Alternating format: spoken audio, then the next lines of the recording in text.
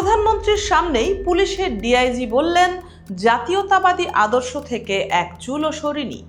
আর এই একটি বাক্যেই এখন তোলপাড় পুরো বাংলাদেশ।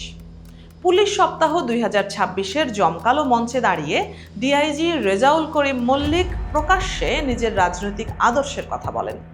তিনি দাবি করেন 18 বছর পদবঞ্চিত ছিলেন, নির্যাতনের শিকার হয়েছেন আর খালেদা জিয়ার সহায়তায় চাকরি ফিরে পেয়েছিলেন।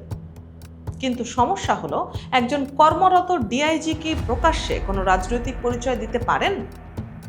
প্রধানমন্ত্রী যেখানে কয়েক মিনিট আগেই পুলিশকে সম্পূর্ণ নিরপেক্ষ থাকার নির্দেশ দিলেন, সেখানে ডিআইজির বক্তব্য পুরো প্রশাসনকে ফেলেছে চরম বিতর্কে।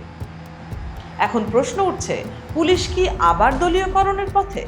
বেনজির হারুন সংস্কৃতি কি নতুন রূপে ফিরছে, নাকি এটা শুধু একজন কর্মকর্তার ব্যক্তিগত আবেগ? আপনার কি মনে হয়, রাষ্ট্রের কর্মকর্তা কি প্রকাশ্যে রাজনৈতিক আনুগত্য দেখাতে পারেন? কমেন্টে মতামত দিন, আর এমন বিশ্লেষণ পেতে সাবস্ক্রাইব করুন।